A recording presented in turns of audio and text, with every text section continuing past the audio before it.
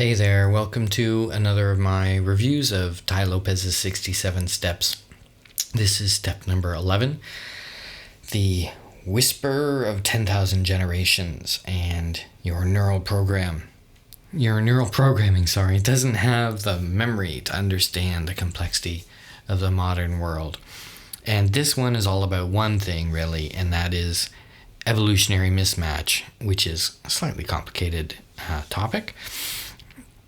And the point of this topic in this talk that Tai did is the end goal is to know when you can trust your instinct and when you cannot.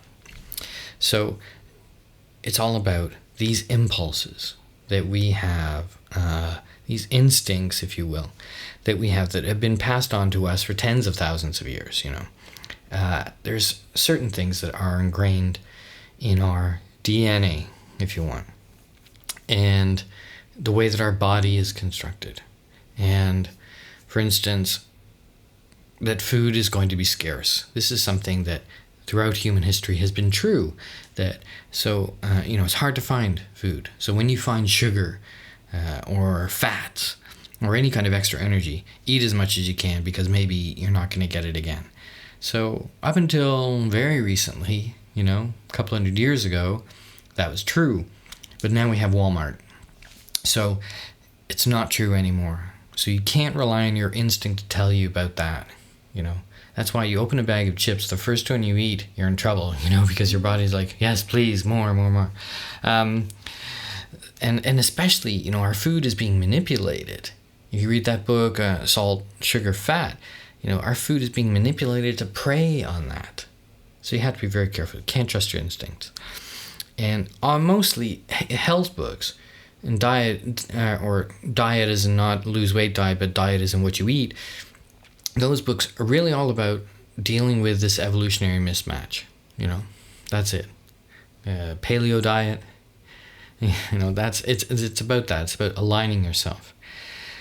So, Daniel Lieberman and his book, The Story of the Human Body, it's how the root of a lot of our problems, modern problems, come from evolutionary mismatch. Dietary, when we go to bed, up until very, very recently, again, we didn't have artificial light. You went to bed when it was dark, you get up when it was light. Our body isn't made to stay up so late, with artificial light. And also sleeping in total silence, that's not a natural thing either. And, so we have this dichotomy, but of course we have some impulses that are good things. You have this, when you're crossing the street, you have a, peripheral vision that stops you getting hit by a car, that's great. But a lot of the rest of the time you have to be very aware of what your body is telling you to do. And perhaps this can even trickle down to our ideas about wealth. That historically we didn't used to live so long, or we weren't in such a stable environment, so this idea of saving things, whether it's money or whatever, for long-term future, kind of might go against our genetic impulses. And so you have to go from this consumer impulse to an investor discipline, right? Because a big component of happiness is financial stability or security. And you're not going to get that by living on your impulses. The other part of this was about Dunbar's number. And, Dunbar had this research that's been quoted a lot now that really we're only tooled to work with 150 people, because of history, the fact that we all grew up in, mankind evolved in small villages for the most part. Really, we can only have 150 friends or 150 ties, social ties, but then there's another side of that, something that's unique to the modern world, is that we're not used to making friends. Before you grew up in this small area, so your friends were lifelong friends, whereas now a lot of us have to make friends in adulthood because we've left where we grew up, or we, gone a long way in my case, or we don't have ties from before. And that's something you have to address as well. Tai, is big on this idea of getting in touch with old friends, whether you can do that or not. So, you need to go through your life and remove these kind of historical triggers. He calls them these whispers of 10,000 years in your ears. You can't rely on your body. So you have to help it. Get rid of the crap from your house. Remove the crap from your kitchen cupboards. Don't go out to eat so much. Certainly don't go out to eat fast food, because willpower is not going to get you through in the long term. Get better sleep. Go to bed early. Get a noise generator. Your finances. Set up some automated savings, because you're not going to want to do it every month. So do it in behind the scenes. That's what I did, or do. It takes out the money out of my account. I don't think about it, and I don't think about where the money's going. Those things are off limits.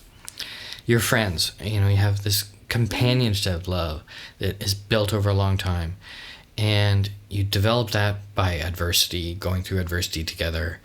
So try and get in touch with old friends. Be choosy. Just because they're old people from before doesn't mean they're good. But try and get some people from before. And reading again, because this is Tai Lopez. You're talking about reading, and it's vital to get information. And if you're not somebody who's good at learning through reading, try audiobooks, or get an in-person mentor. And happiness. Contribute to something bigger than you, something that helps your community, either local or global community, and commit to it long time. Don't just drop $10 into something or whatever and think that that's going to help your happiness. Contribute to a cause. Even if it's commenting on social networks or building up social networks, start that way. Don't comment in a negative way. Don't be a hater online, but try and do something positive for a greater community over long term. And be aware of who's the master and who's the slave.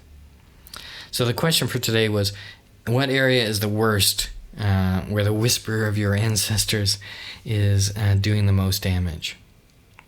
Anyway, that's my review. All this good stuff's coming from Tai Lopez. It's not coming from me. It's my interpretation of what he's saying. My footnotes on his talk, as it were. So I hope you enjoy it, and maybe we'll see you for another one.